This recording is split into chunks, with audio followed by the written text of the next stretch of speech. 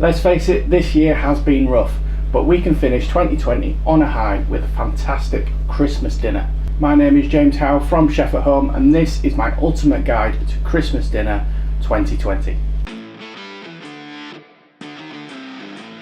Hi guys, welcome back. We are halfway through completing our preparations for the Christmas dinner in this ultimate guide. If you have missed any of the previous videos from the last couple of days, find the playlist on the channel and please hit subscribe so you don't miss out. So today we have got three amazing components to go through. We've got super easy pigs in blankets. We have got the most amazing stuffing, and I'm going to be showing you the secret to the perfect Yorkshire pudding. Let's get cracking. So we'll start off then with our pigs in blankets, and we only need two things. We need fantastic butcher's chipolatas and we need streaky bacon. So the first thing we need to do is separate these links. Now what you can do is just lay them out on the board and chop through. I find it's a bit of a time saver. Just lay the link on top of the knife and pull. But the choice is entirely up to you. Then take a piece of your bacon and just lay it out on the chopping board.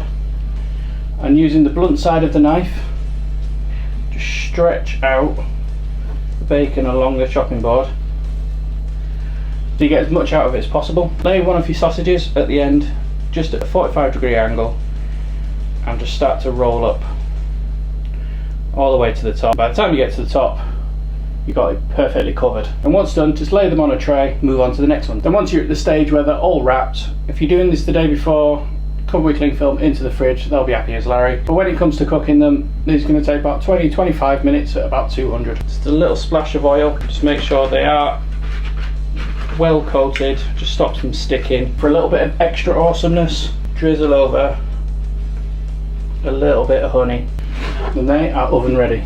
Now I just pulled out my pigs in blankets, got a lovely golden colour, perfectly cooked to the touch. If you're unsure, you can give them a probe. As long as they're over 75 degrees Celsius, they are bang on. Little tip, if they are starting to stick, just let them rest for about 15 minutes. They'll just relax and it'll all come off the tray a lot easier. Pop them into the foil and they are ready to go.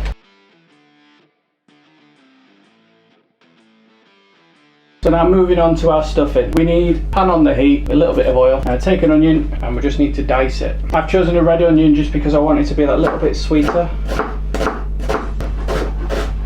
Then we just get this sweating off.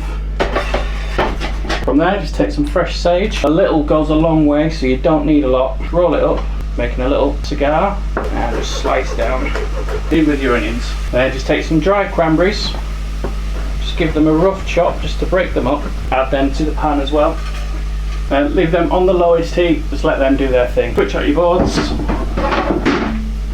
if you can, or just give them a wipe down. Grab yourself a bowl and just decant some sausage meat into there. I've gone for some unseasoned sausage meat, but the ones already seasoned that you can get from the supermarket, they're a good place to start, and you can just embellish. Start breaking up the sausage meat. A couple of tablespoons apricot jam. And I'm going to crack in 2 eggs.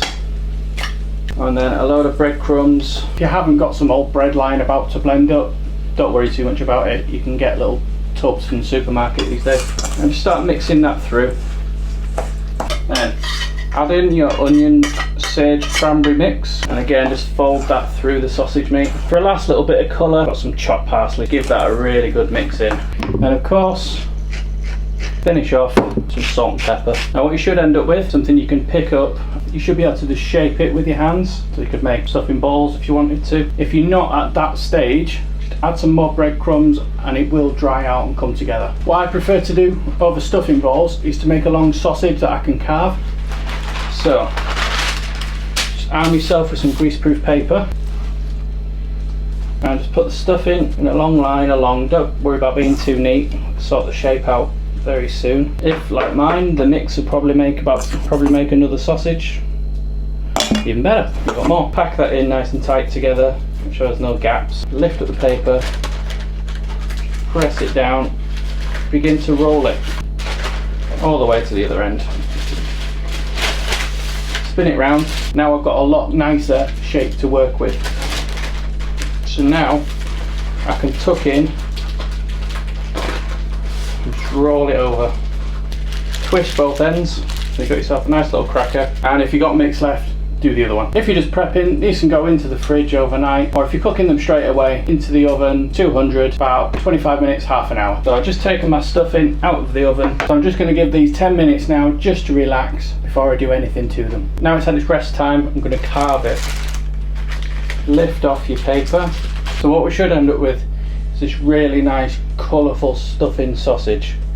And I'm just going to slice off probably about inch big, or inch thick should I say, little rounds. Then from there I'm just going to pop them straight into the foil. I can put these in the fridge overnight ready for Christmas Day, or these are perfectly ready for service now. One thing I do prefer to do is do them the day before, just because that extra warm through gives them a really nice crunch on the outside and it just creates a lovely texture.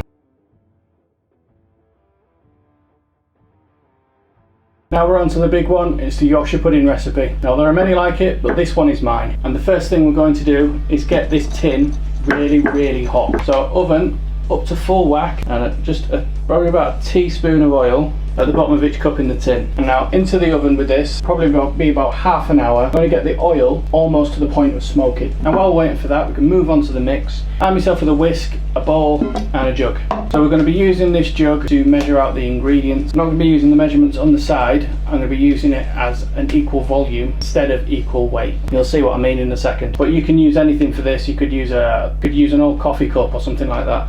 As long as it's all the same volume, you'll be absolutely fine. So you can do the wet bits first and just fill this jug, or whatever you've got, with cracked eggs.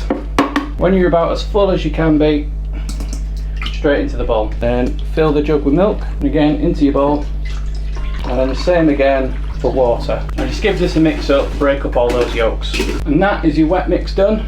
Pop that to one side, keep all of your jug, and then get a bigger one for the dry part. So using the smaller container again, just fill with plain flour and into the bigger pot, and then pour in the wet mix.